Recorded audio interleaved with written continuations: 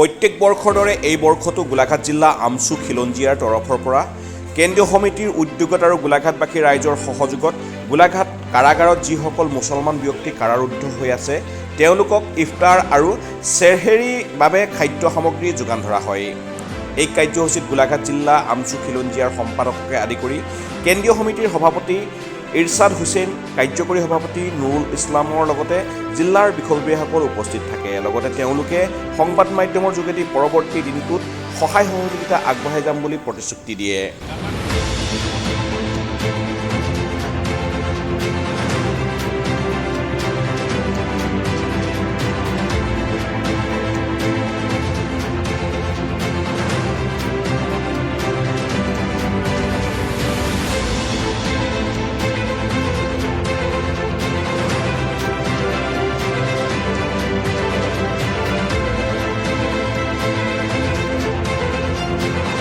গোলাঘাটৰ পৰা মেঘালী শইকীয়াৰ সহযোগত খবৰ গোলাঘাট।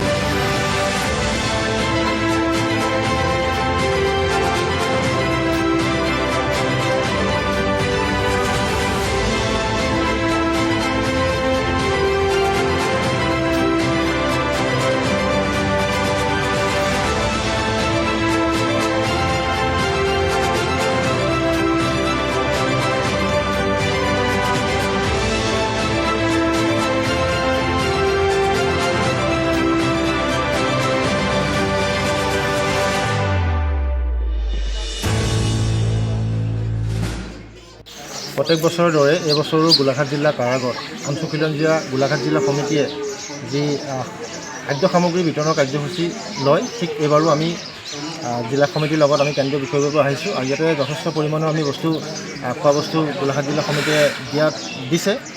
আৰু ইয়াতে যি 25ৰ পৰা 30জন যি ৰোজাদাৰ আছে বুলি ইতিমধ্যে আমি গম পাইছোঁ আৰু তেখেতলোকৰ ৰোজা খোলা আৰু ৰোজা ধৰাৰ ক্ষেত্ৰত যিখিনি প্ৰয়োজনীয় বস্তু এই প্ৰয়োজনীয় বস্তুখিনি গোলাঘাট জিলা আমচু খিলঞ্জীয়া জিলা সমিতিয়ে ইয়াতে প্ৰদান কৰিছে। আৰু এই যি 15টা দিন ৰোজা আছে এই 15টা দিনত তেখেতলোকে এই যিখিনি বস্তু দিয়া হৈছে এই 15 দিনত তেখেতলোকে বস্তুখিনি খাব পাৰিব।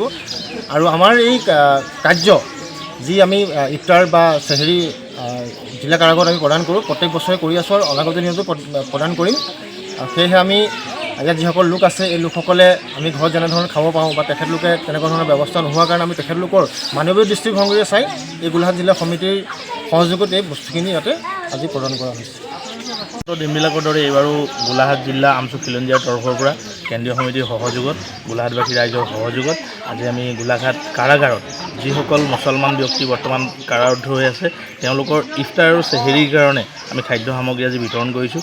আৰু আজি আমাৰ লগত আছে গোলাঘাট জিলা আমচু খিলঞ্জীয়াৰ সম্পাদককে আদি কৰি কেন্দ্ৰীয় সমিতিৰ সভাপতি ইৰছাদ হুছেইন ডাঙৰীয়া আৰু কাৰ্যকৰী সভাপতি নুৰুল আলী ডাঙৰীয়া, লগতে আমাৰ জিলা সমিতিৰ বিষয়ববীয়াসকলো উপস্থিত আছে। আৰু ভৱিষ্যত দিনত আমি এনেকৈ সহায় কৰি যাম বুলি আজি প্ৰতিশ্ৰুতি দিছোঁ।